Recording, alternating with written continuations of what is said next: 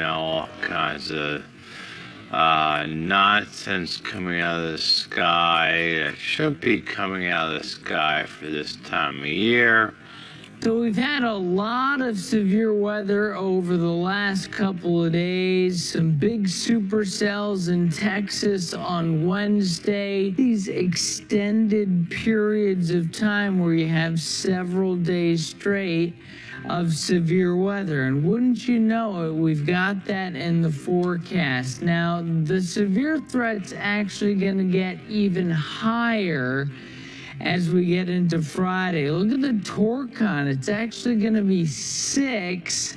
Moisture in place, very moist air mass right here. There's a lot of energy there to provide buoyancy and moisture in the atmosphere. And that will continue moving eastward Saturday evening. During that Saturday time frame, if you're outside, carry the weather radio, have that weather app with you. And then we'll start all over again on Sunday with the next one coming in. We'll show you that here in a second.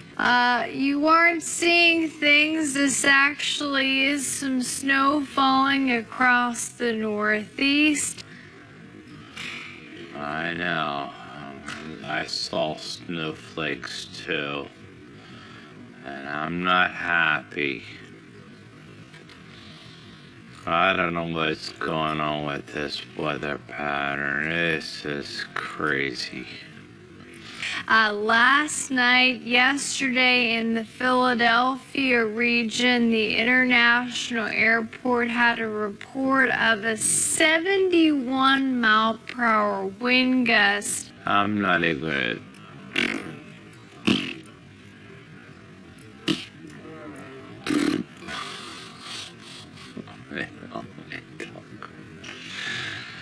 I don't want to talk about that. Alright.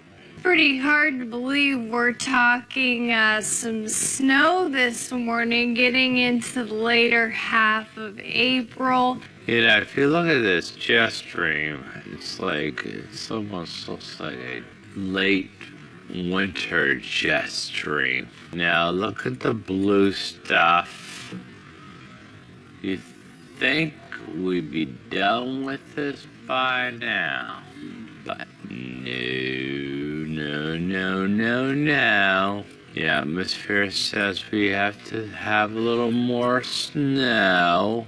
Friday, again expecting a severe weather outbreak with tornadoes possible, also storms that could produce some very damaging winds and large hail all the way from parts of Texas up into Iowa and Nebraska. So Kansas City, Wichita, Dallas, Austin, San Antonio, over towards Shreveport, Louisiana, Jackson, Mississippi. These are all areas that are dealing with a high threat for severe weather. Torcon values up to 6 in Wichita.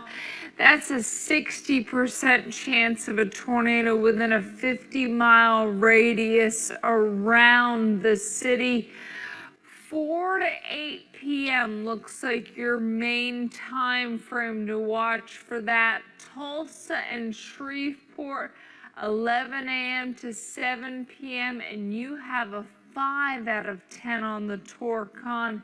And then what we're going to do is we're going to combine all of this available energy here with the stronger winds higher up in the atmosphere. And that is what is going to force in that brown area the higher threat of severe.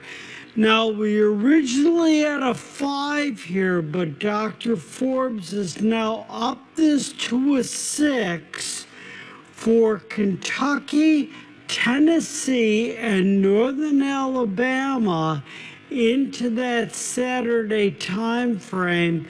We also have good higher torcons here for Georgia and portions of southern Alabama as well. So stay tuned.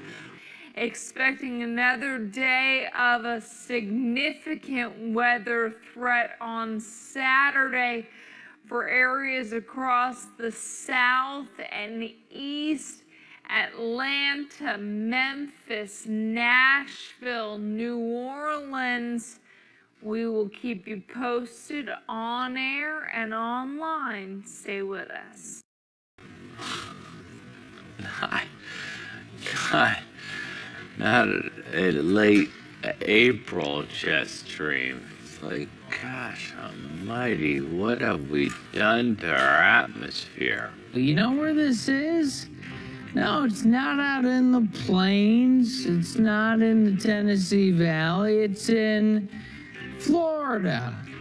This was a small water spout, which means it started out over water and then it actually moved inland.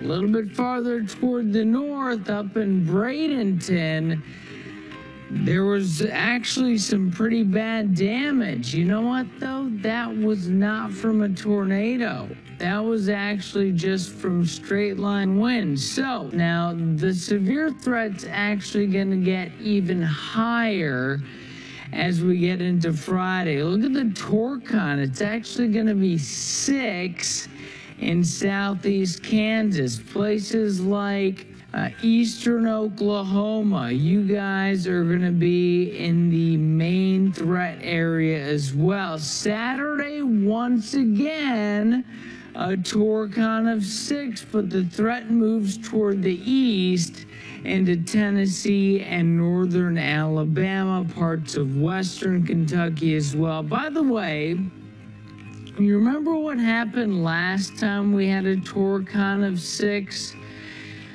This was a big wedge tornado, early April, northern Illinois. Now, I'm not saying for sure that's going to happen over the next couple of days, but you need to know that this is the type of setup where things like that will at least be possible. Tornadoes will be likely. Nasty storms out there. System starts to head over into the south on Saturday with more shower thunderstorms, some heavy, some rain, kind of a cold rain at that, up across the Ohio Valley toward Chicagoland. And then Sunday, that system kind of gets squeezed out underneath this vortex here, so rainy, ugly. It's going to be actually be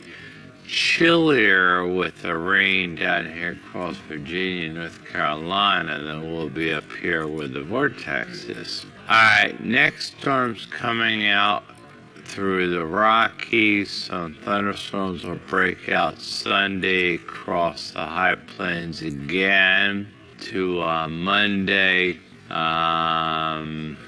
Monday, yes.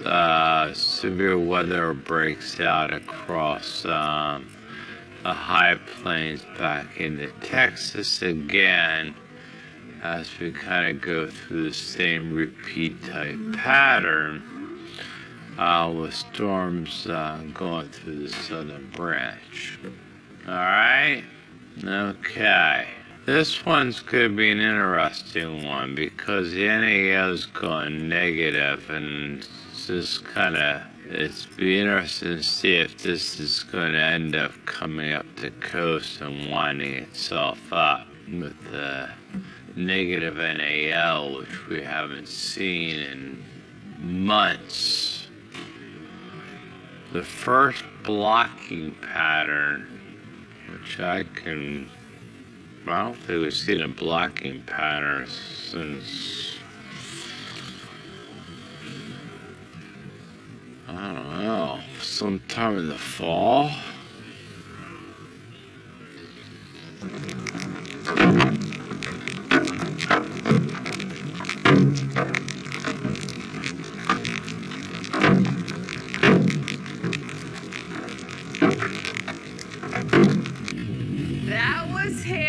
you were hearing, and heavy rain, lightning also slamming Texas yesterday. So much hail, it covered the ground in many areas, including Happy, Texas. I'm thinking they weren't so happy there. Numerous reports of accidents, up to baseball-size hail that certainly is going to do damage to your car.